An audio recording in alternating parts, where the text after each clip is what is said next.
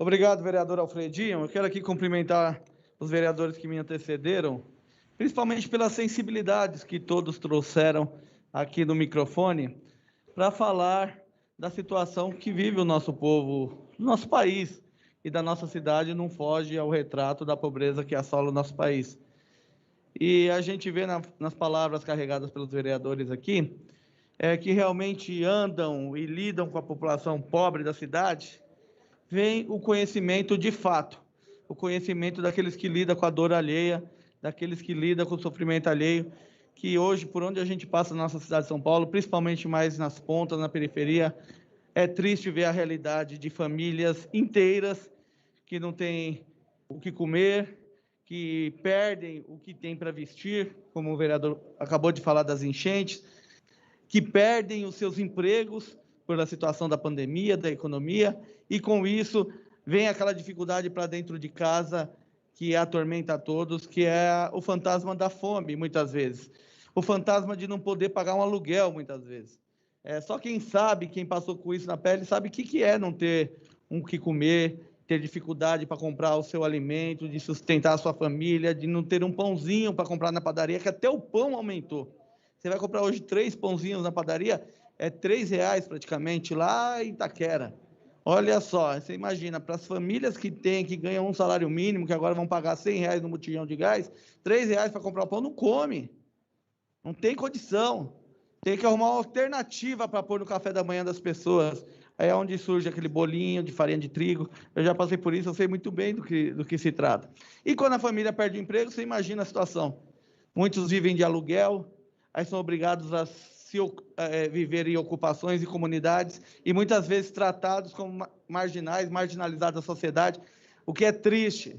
Então, eu quero iniciar essa minha fala dizendo que a iniciativa é boa do Executivo. Eu quero aqui, líder do governo, dizer que foi uma boa iniciativa do governo.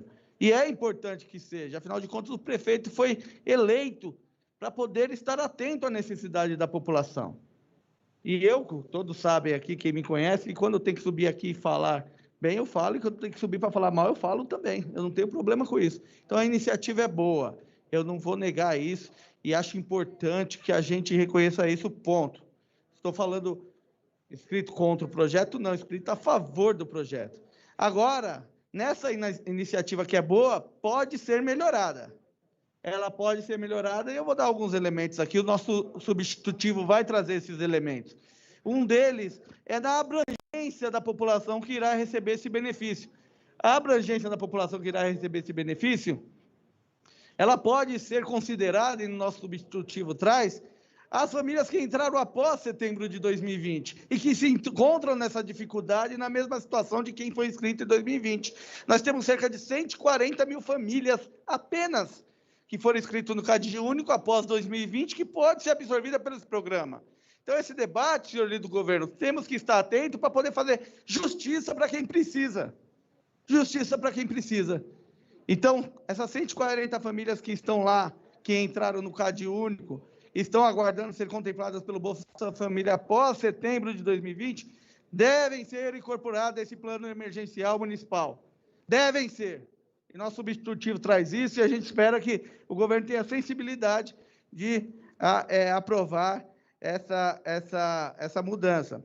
Outra necessidade, já que o caixa da prefeitura aqui tem cerca de 17 bilhões e 400 milhões, como bem falou um vereador que me antecedeu, se nós temos isso em caixa, nós podemos discutir esse auxílio emergencial não por 3 meses, que não vai solucionar, ajuda sim, mas não vai solucionar. Mas por que não pelo período do decreto de emergência? Por que não pelo período que durar a pandemia? Que essa população que irá receber esse recurso vai ajudar a complementar a renda da sua casa, seja através daquelas famílias que vivem no modelo autônomo, geração de renda própria, seja uma família pobre que tem um trabalho, mas mesmo assim esteja nesse condicionamento de registro no Bolsa Família. Enfim, então nós podíamos discutir o período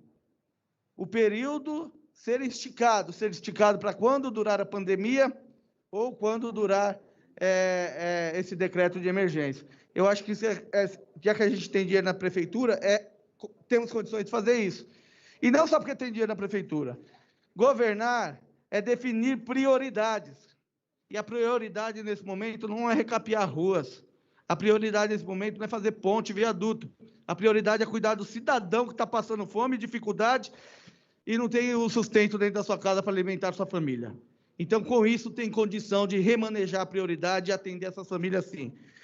Outra questão importante, para mim poder encerrar para o vereador Suplicy falar, já que nós estamos dividindo o tempo aqui, é que nós temos no final do ano passado aconteceu uma grande injustiça na cidade de São Paulo. Uma grande injustiça na cidade de São Paulo. A Câmara Municipal acabou aprovando um projeto de lei que tratava sobre subprefeitura, nomeações de subprefeitura, entrou um gatilho lá, o Jabuti, que acabou retirando a gratuidade da terceira idade do povo pobre, humilde, do idoso dessa cidade, que tinha isenção no transporte municipal. Tirou num gatilho, num Jabuti. A gente sabe que esse povo também precisa, esse povo também passa dificuldade, esse povo aposentado, idoso, e alguns nem aposentados são, vivem no LOAS, outros nem LOAS têm, eles precisam sim de mais de um apoio do governo municipal. E foi retirada a gratuidade daquele idoso que não tem dinheiro nem para comprar remédio, muito menos pegar um ônibus para poder ir até o médico.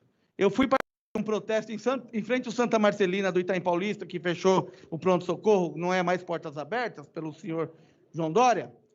E nessa manifestação, uma senhora passou lá do outro lado da Marechal Tito, ficou nos olhando, ela atravessou no meio dos carros, fora da faixa de pedestre, com uma dificuldade danada, e chorando copiosamente, falou: agora que eu não sou mais atendida aqui, eu tenho que ir andando até São Miguel, lá no Setúbal, lá na UPA Tite Lemos, para poder ser atendida. E eu tenho que ir andando, eu não tenho condição, eu estou doente, como eu vou andando até lá? E chorando, gente. Uma cena muito triste. Então, a gente tem uma oportunidade agora, nesse debate, de incluir, sim, a volta da gratuidade do transporte público para os idosos a partir de 60 anos de idade. E essa oportunidade está sendo dada a essa nova Câmara que está aqui, que se a antiga Câmara aprovou a retirada desse direito, nós, nova Câmara, podemos devolver isso a quem tanto precisa. Muito obrigado, senhor presidente. Muito obrigado pela tolerância. Eu passo a palavra ao vereador Eduardo Suplicy.